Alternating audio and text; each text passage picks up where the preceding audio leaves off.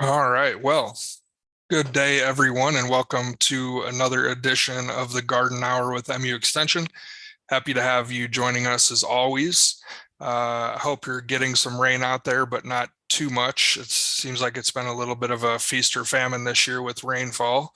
But either way, happy to have you here to learn some helpful information from MU Extension. As you know, we have MU Extension horticulturists across the state.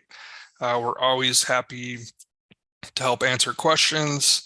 If you're not in contact or don't have the information for your local horticulture specialist, take a look at the map there, figure out who corresponds to your county. They'll be happy to assist you with any of your horticulture related questions. In terms of viewing the garden hour, we have the Zoom option, but we also have live stream via YouTube. So if you know other folks that might be interested in the garden hour, please share the information with them. Always happy to get this information out to as many folks as possible. So at this point, I will kick it over to our moderator for today, Kelly McGowan. All right. Thank you, Justin. Well, we will start out with our news report today. So, Tony, take it away.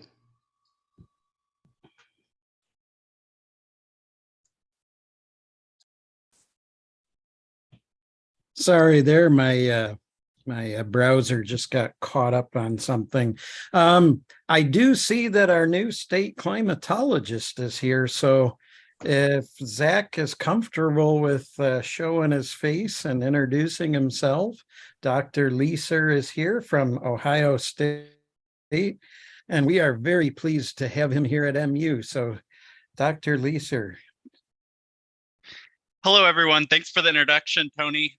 My name is Zach Leeser. I'm a new assistant professor in the School of Natural Resources and will be working as the Missouri State climatologist. So I'm excited to get to know you all and work more with you in the future. I've been here about 2 weeks, and I'd like to claim that maybe I brought some of the rain with me.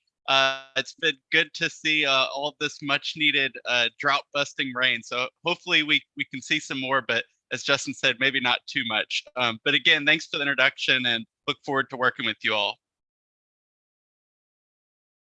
Well, thank you, Zach. Thank you. And I can go back to my job as a lab rat here soon. But let's kick it off with, I'll just go through the weather a little bit today because, again, we've gotten some really good rain here.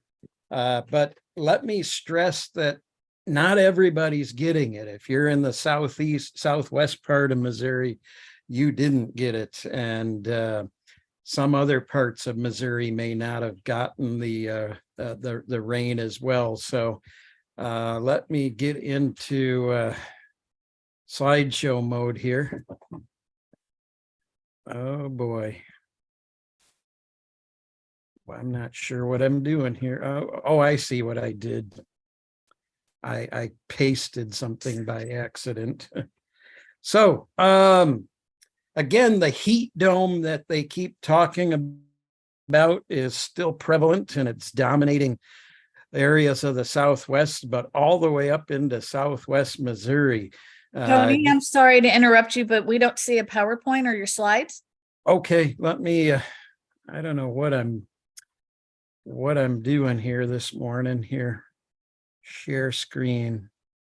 Do you have it now? Yes, but it's not in presentation mode. Okay, so that's what I got to do. There we go. Yep, see it now. Okay, so again, the heat dome is still in the Southwest over Texas, Oklahoma, and the stationary front, which is bringing all the rain, the southwest part of the state is actually behind that and in the heat for now. So we'll continue to see thunderstorms fire up along that boundary, with all due apologies to Johnny Cash and the Ring of Fire, but that's what they call the thunderstorms that develop around the heat dome. So We'll continue to see that for at least the next few days, because what we really have is you have this heat dome. And again, this map is about 3 miles up. You got a stubborn low pressure over eastern Canada that's been there for about 3 weeks, and that's forcing northwest flow and bringing us some rain. I'm still having trouble getting some of the accumulated precipitation maps from the Midwest Regional Climate Center, but rain deficits are not so much a problem this month. And we have seen improvement in the drought monitor. All the D4 has cleared out of Missouri, and even the D3 has fallen back a little bit with last week's map. I don't think this week's map is going to show much change, but the next Thursday after is probably going to show a lot of change with these drought busting rains in mid-Missouri. Again, how's things going across the state for the summer? Temperatures are running a little bit above or below normal, and I'm glad of that we haven't been in the heat. The precipitation amounts, depending on where you are, some places are further down than others. If you're in Kirksville, you're going to get some improvement on this deficit. So far, and these numbers are just June and July. August is not in those numbers yet. Again, there's been a positive change aloft. This is early July on the lower diagram, and that stubborn low you see in Canada. But over the last few weeks, we get to the middle of July, then we get to the end of July down here. And you see that this northwest flow just continues over us. We've got low pressure in Canada, but we've got the development of high pressure in Alaska, and that's significant for helping to bring the rains. And here's the pressure anomalies aloft, just to show you where that low pressure has been. All right. And in the middle of the USA, then over the East Coast, now you've got 2 of these low pressures. And I think that's very good for us. All right, last week I told you that we would probably get some more rain, that I thought the models were overdoing the dryness. Here's the forecast from the models for the next week. You can see a lot of rain here in the northeast part of Missouri is forecast, but that's for today, tomorrow, and probably Friday. All right, as we get into the week and weekend, the probability of thunderstorms is going to decrease, but it looks like some of the areas that have been very dry are going to get some, and then after that, it'll be hit and miss across the state. Here's the summer outlook. We did that last week. I won't talk about that, but we talked about the last month of August last week. But I love this 6 to 10 day temperature outlook because I like cooler weather, and much of the upper Midwest is going to be cooler come early next week and into next week. And that extends even into Missouri, and above normal chances of precipitation. That's also good. So we're going to see some improvement in these drought conditions. And it looks like the El Nino that I talked about earlier this summer is finally establishing itself. We have, again, equal chances for the middle part of August for being above or below normal. Maybe tilted a little above normal probabilities in the southern part of the state, and above normal in precip. I would expect that to continue. Again, if you want my mid-Missouri weather forecast, you can get that. There's the CocoRa's information. Please follow the Missouri Climate Center, especially now that we have a new person on board. and keep doing your Seymour reports where we do well on those. Here's the soil map, 8 inches down.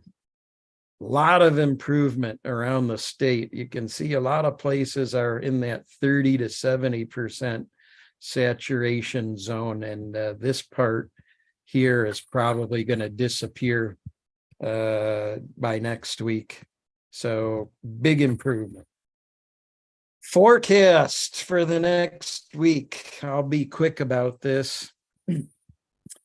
Again, a heat advisory if you're in Southwest Mo, flood advisory if you're in Eastern Mo. Statewide, we're going to see heavy rain today, tonight, probably into tomorrow, and then the chances of showers will diminish across the state as we go on. So that's covered in the precip here.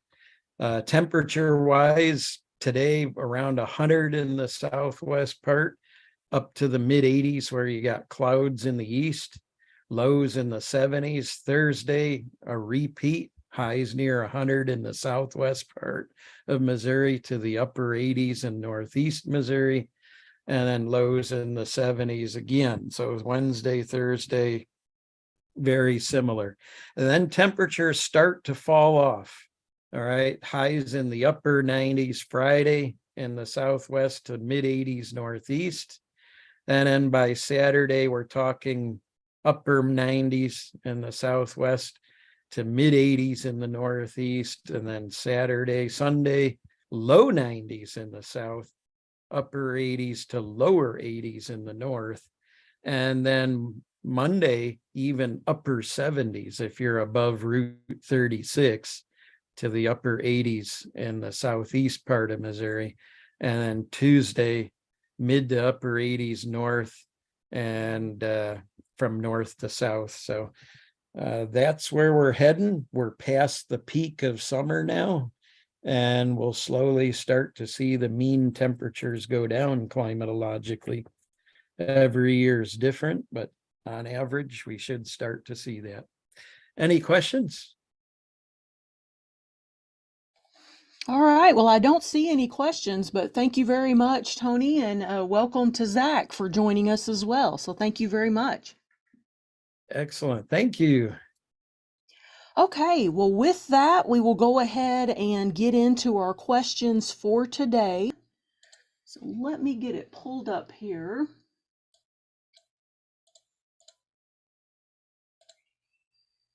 Okay. Okay, so favorite native plants for pollinators. So today I'm going to tell you about a few of our favorite native plants here at the Springfield Botanical Gardens that we really like to use for pollinators, especially right now.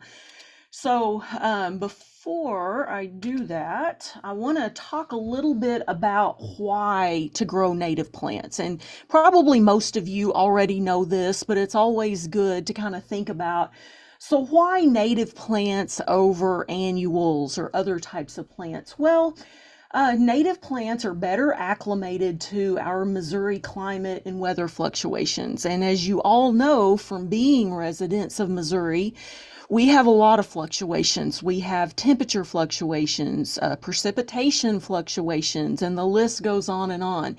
And our native plants have developed ways over time to better be able to deal with that. So that is a huge benefit right there. Once these plants are established, they are low maintenance. You know, native plants don't have people helping them out in nature. So once we have these plants established at our homes, they're low maintenance, which is also pretty nice. Our native plants also have many fewer insect pest and disease issues than some of our traditional landscape plants. Native plants use less water. They are food and habitat for pollinators and other types of wildlife, and they can be very beautiful, and there's a wide variety of them as well. Okay, so some of our favorites here at the botanical gardens. So of course, any kind of milkweed. I have a picture of common milkweed here, but there's actually several types of milkweed that are native to Missouri. And not only, of course, is milkweed the host plant for the monarch caterpillar, the only plant that they will lay their eggs on, but the flowers are also very, very attractive to all other types of pollinators. If you've ever seen a milkweed plant, any type of milkweed plant that it's in bloom, you'll see that it's just covered in butterflies and bees and all kinds of pollinators. They absolutely love milkweed blooms. So definitely consider adding milkweed to your home garden if you haven't done so already. Another of our favorites here at the Botanical Gardens is Slender Mountain Mint. We have several plantings here at the park, and whenever they're in peak bloom, they are just, it's almost like a swarm of bees on them. They're incredibly attractive to our pollinators, and so definitely one that we would recommend. And then, of course, another favorite around here is our New England aster, and there's other types of aster as well. But the reason that we really like aster is because it's something that's going to be in bloom in the fall. And, usually by the time we get to fall, most of our plants are looking pretty rough. They've survived a hot, dry summer. They're looking pretty rough. They're done blooming. But that's when the asters really start to take off and bloom and are one of the few native plants that are actually in bloom in late fall. And that's when the monarchs are migrating through. And so it's a great food source for them as well. Sunflowers. Of course, there are many, many different types of sunflowers. And right here's a photo I took just a couple of hours ago right outside the building here. We have a lot of native sunflowers planted here at the park. But we also have just the seeds. We just, bought a package of seeds and planted those as well. But whether it is just seeds that you've planted or our native sunflowers, they are very, very attractive to all different types of pollinators, as well as hummingbirds and goldfinches. It's so interesting to watch the goldfinches right now kind of pick apart the sunflowers and, feed on the plants. And, birds are pollinators too, so that's something to definitely keep in mind. So my title is blocked out up there, but this is just a reminder to remember trees and shrubs, our native trees and shrubs. Buttonbush is a definite favorite here at the Springfield Botanical Gardens. We have a couple of spectacular specimens here in the park, and when they are in bloom, they are absolutely covered in butterflies and other pollinators. Here on the right is just a native white oak tree. And I encourage you, if you are wanting to plant a tree in your yard, consider planting a native tree, any of our native trees. And I often hear people say, well, why should I plant an oak? I'm not going to be able to enjoy it in my lifetime. Well, that's not exactly true. Even if you plant an oak tree in your yard and it's not much bigger than you are, well, you're still going to enjoy several years of enjoyment with that tree. They grow faster than people realize, and even when they're small, they make great habitat for a lot of native pollinators and other animals. So they're just an important part of our natural ecosystem. And with that being said, here in Southwest Missouri, we had some pretty severe storms come through a couple of nights ago. And I know the next morning on my way to work, it looked like a Bradford pear graveyard around town. Every Bradford pear was missing branches, but our native trees held up pretty well and we had very minimal damage. So they are strong and tough as well. Okay, let's see if we can get this to advance here. Okay, native honeysuckle. Our non-native honeysuckle, as most of you probably know, is highly, highly invasive. It is a huge, huge issue in some of our native areas. If you love honeysuckle, consider trying one of our native honeysuckles. They are incredibly beautiful. They are incredibly attractive to hummingbirds and other types of pollinators. They look really great on a trellis where they can climb, and just a great all-around plant. So I encourage you to give those a try if you've never grown them before. And I'll just mention a couple of other non-natives that we just continue to love here at the Botanical Gardens. Of course, zinnias. I know you've heard it mentioned over and over, but zinnias are a very easy pollinator plant. They are not native to Missouri, but they're easy to grow from just a packet of seeds. And birds, goldfinches, butterflies, hummingbirds, other pollinators absolutely love them. Another plant that our master gardeners are really in love with this summer is hyssop. So we have a lot of hyssop planted around our master gardener vegetable garden.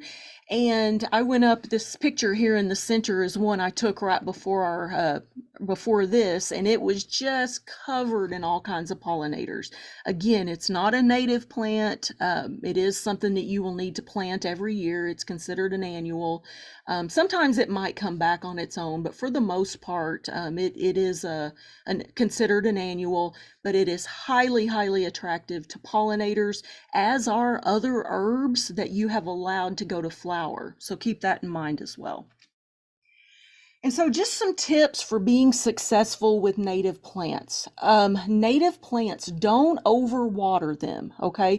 Now, when they're little, seedlings or very small plants, the first couple of years, you're going to need to keep them watered so they can get established, so they can put down their roots. But don't overwater them, especially as they become established. And then also don't over mulch. So if you think about some of our natural areas where native plants exist, there's no wood chip mulch out there. I mean, there's some debris on the soil, but there's no several inches of mulch like we have in our landscape beds. And natives don't really need mulch. They just prefer our native soil and just a little bit of water when needed. And again, the first year they're putting down roots, they're getting established. So you may think that the plant's not doing well, but wait till that second or third year and you'll really start to see some beautiful blooms. Start small. You don't have to redesign your entire yard and all of your flower beds. Start small with what you already have, incorporate in a few native plants and kind of go from there. And then, if you're really interested in natives, there's a lot of great resources out there on Missouri native plants. So learn as much as you can about the different types and their habitats. And so you can learn about new ones you might want to try. Now, also be aware that some people might not see the beauty in natives. I hear this over and over again when it comes to native plant landscaping. Some people think it looks like a mess. They don't like it. I tend to disagree with them, but just be aware of that. If you do have a garden area that is very heavy in natives, some people might not see the beauty in that, especially if you live in an area with a homeowners association. And again, include plants that are going to be blooming at different times of the year, from early spring through fall, so there's always a food source available. And I'll just end by mentioning this grownative.org website. This is a wonderful website and a wonderful resource about native plants of Missouri. It lists the different plants, the different habitats, where you can buy those plants, native plant sellers around the state, native plant sales. So just a wealth of information. So I encourage you to take a look at that as well. So with that, I will stop sharing, and I see a question here in the chat. I have butterfly milkweed and spider milkweed seed. What is the best way to plant them? Well, so when it comes to milkweed seed, I have two favorite ways of germinating them and planting them. If you are going to be spreading those milkweed seeds over a large area, you're just going to go out and just spread them and kind of let nature do its course. The best time to do that is before a snow. So wildflower seeds can be sowed in the winter. And if you go out and spread your seeds before we get a snow event, the snow helps to kind of work the seeds down to the soil line and helps to give them some moisture as well. We do have a prairie here at the Springfield Botanical Gardens, and that's the way that they distribute their wildflower seed, and it's worked very well. Another way that I like to germinate milkweed seed is you can do something called cold stratification, and you can do that a couple of different ways. So one way that you can do it is you can put the seed in a damp paper towel in a Ziploc bag and put it in the refrigerator for about 2 weeks. And this mimics the freezing and thawing process of the seeds being outside in the winter, helps to break down that outer seed coat and helps them to germinate much quicker. You can also do something called winter sowing, and you may have heard of this. It's where you use an old milk jug as kind of like a miniature greenhouse, and you put your seeds in there. This is a great project to do in the winter, and you put your milkweed or any kind of native wildflower seeds. You can even do vegetables like this, but it's a great way to get these seeds ready to be planted in spring. So good question. Good question. Okay, well, switching gears a little bit to our next question. The next question is it too late to start seeding cole crops for a fall garden? And Todd is going to answer this question as well. Okay, let me get my slide up. Here we go. First, let's talk a little bit of what are hang on just crops. a second, Todd. Hang on just a second. We're not seeing your presentation, so why don't you give it another try? Okay, thank you.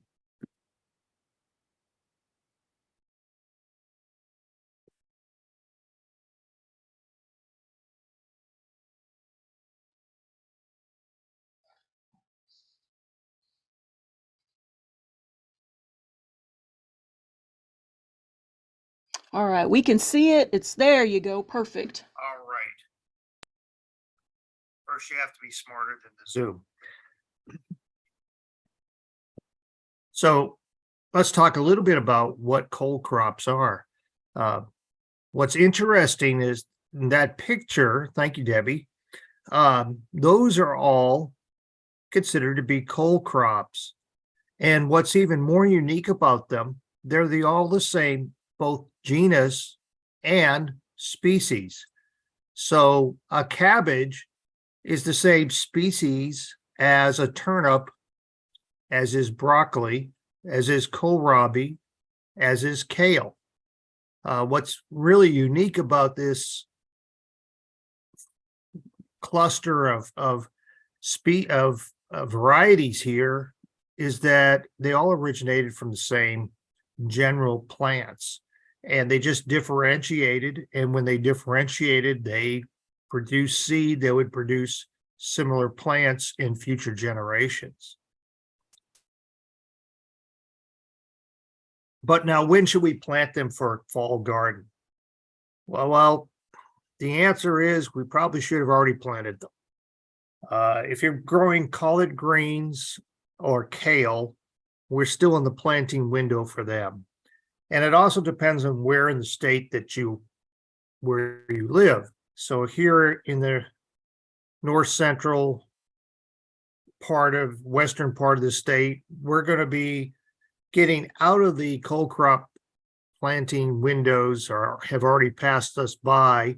And as you go further north, passed us by.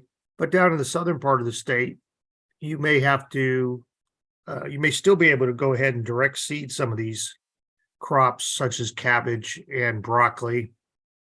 So it really depends on where you live.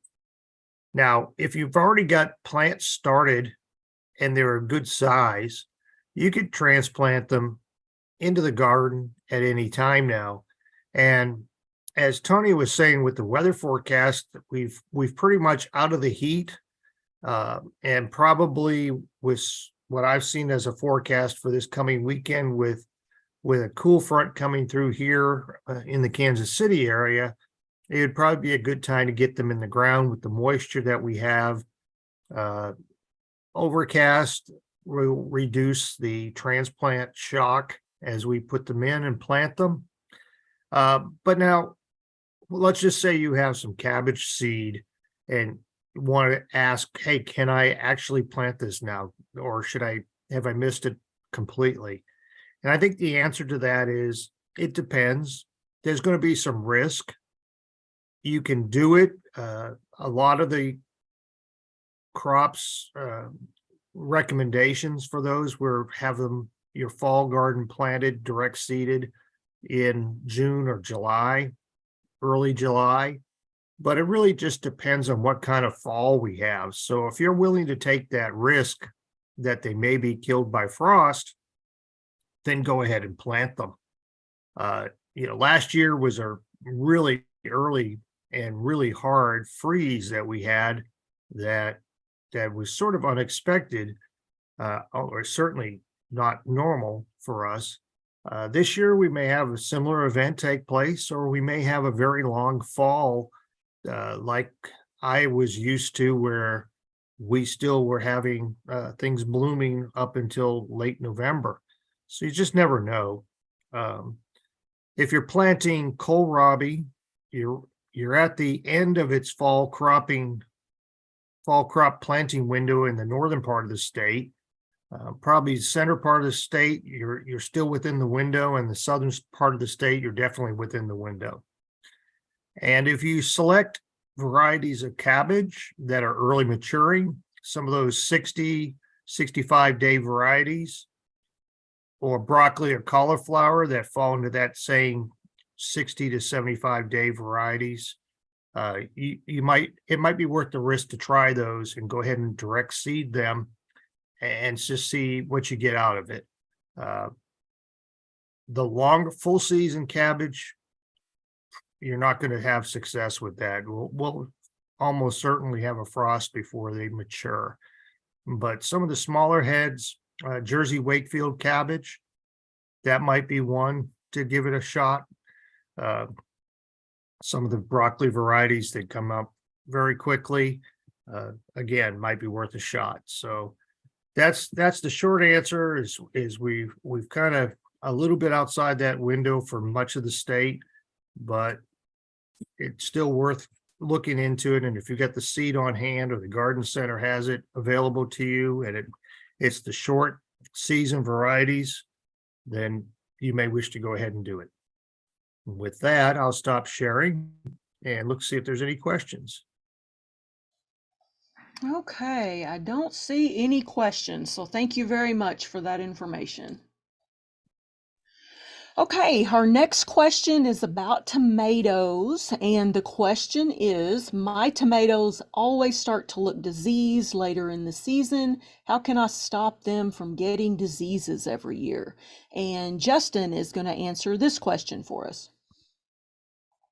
All right, thanks, Kelly. So in some of our longer season crops, in particular, and everybody's growing tomatoes, they start off looking great, and then sometimes later in the season, they start looking pretty rough. So we're going to talk about plant diseases, tomato diseases. So some of the most common ones that we see in the garden, septoria, gray mold, some different leaf molds, early blight, and late blight. These are all fungal infections. If you're interested, you can always submit samples to the MU Plant Diagnostic Clinic, like our soil lab that's here as a resource for folks. So when we talk about diseases, it's important to kind of understand how diseases happen. So there's a couple factors that need to align for a plant disease to occur. So we need this susceptible host. So we need a host plant that is susceptible to the pathogen, and there needs to be an environment that's conducive for infection and disease to occur. So there's some things we can do to try to prevent those overlapping factors from creating optimal conditions for disease development. So the host, what can we do about the susceptible host? Well, some tomato varieties have been bred to have host resistance to a number of different diseases. We tend to know within the hybrid varieties what disease resistance is present. So these have been bred, they've been studied by different universities and plant breeders. They're economically important because a lot of this seed is sold across the country. In terms of heirlooms, they've been less well studied, excuse me, to understand what resistances they might carry to different plant diseases. Seed catalogs, good seed catalogs, will have listing of diseases that a specific tomato variety is resistant to. There's also a resource here that I've pulled some information from for these SNPs.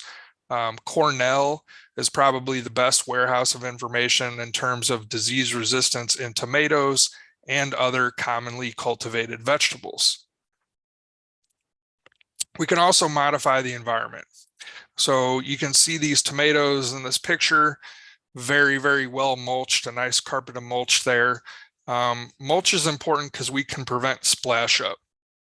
So a lot of these fungal spores exist in the soil. And when you have a heavy rainfall event, that soil is splashed back up on the leaves and could carry those fungal spores with it. Straw mulches are an option. Todd talked about cardboard. You could also use plastic mulches or landscape fabric, and also keeping the lower leaves of those tomato plants pruned so they're up above the soil and less likely to become a host for a fungal spore. We can modify the environment in other ways. So I mentioned environmental conditions. So fungal spores need a certain amount of time of leaf wetness to create an infection. So we can manipulate the plant canopy. We can make sure that our tomatoes are staked up, make sure that they're spaced appropriately so there's good airflow throughout those plants and throughout the canopy. We can prune our tomatoes to keep the amount of foliage limited so that we have good airflow within the plant overall. We can't control the rainfall, but we can control the irrigation.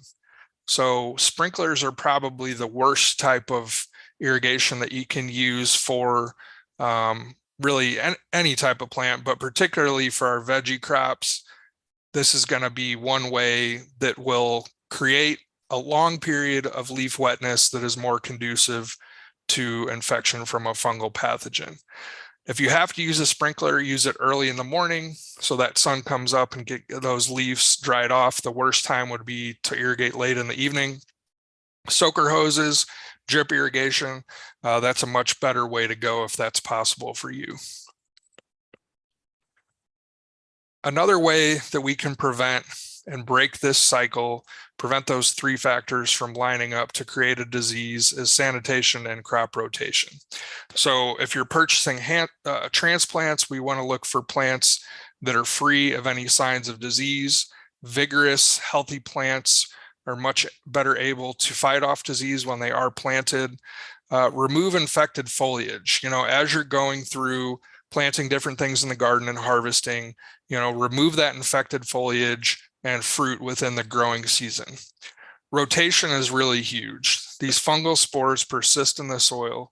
So if we can physically move our plantings of solanaceous crops, which include tomatoes, peppers, eggplant, and potatoes, to a different garden location, we're less likely to give an opportunity for that disease to reinfect the plants. So if you can get a 3 to 4 to 5 year rotation for those solanaceous crops, that's going to be another layer of protection. Removing all the crop residue at the end of the season. I know by the time the gardening season is over, a lot of folks are kind of done with it, but give yourself some time and an opportunity to clean up the garden and any diseased material that may be present, because that plant material will have those fungal spores on it and will create another option for infection. If you are going to save your seed, it's important to do some kind of kill step like a hot water bath treatment. that will prevent any infection from carrying over from that seed into next season's crop.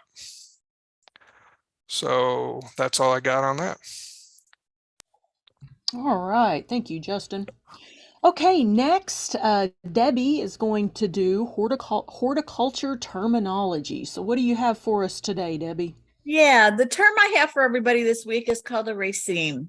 So Jared's going to put up the poll here for me. So what you need to decide is a plant that grows extremely fast in 1 year's time, a spiked plant that grows very tall, or an unbranched indeterminate type of fluorescence bearing flowers having short stems along the shoots that hold the flowers.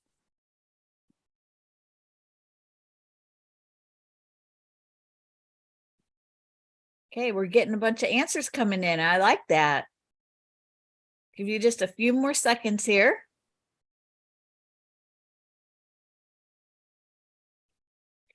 All righty, I'm going to go ahead and end the poll.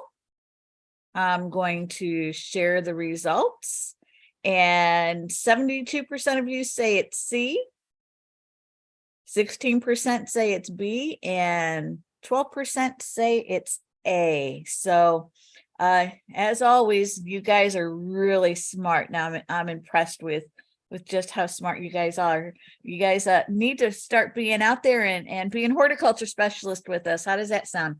Okay, so a raceme is an unbranched indeterminate type of an inflorescent that bears flowers that have a very short floral stalk that attaches to the actual branch of that whole inflorescence. Each flower has that short stem, as I said. It's called a pedicel.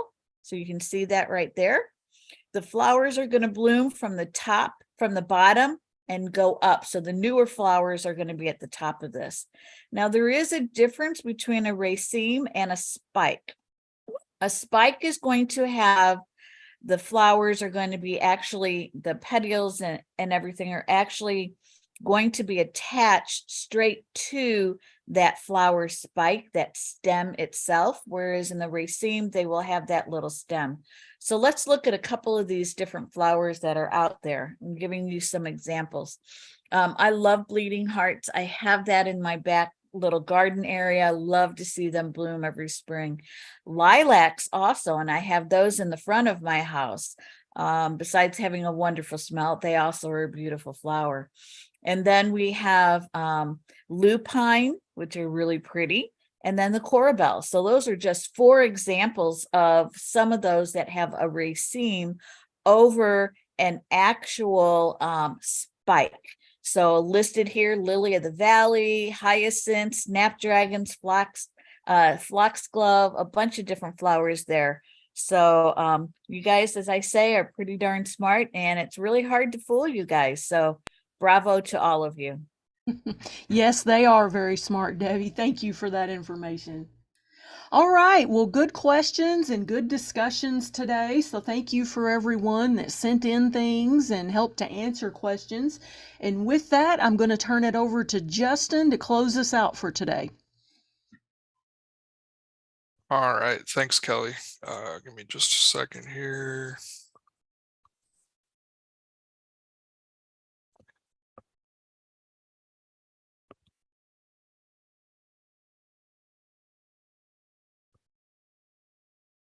Okay, thanks for joining us again for the Garden Hour.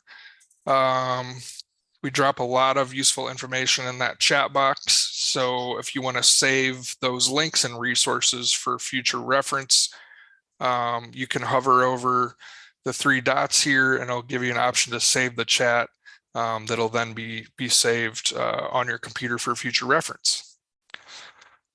We're going to be doing the Garden Hour weekly throughout the growing season, and we really like to hear from you in terms of your questions. You can also submit photographs. You can submit these questions at ipm.missouri.edu/townhalls.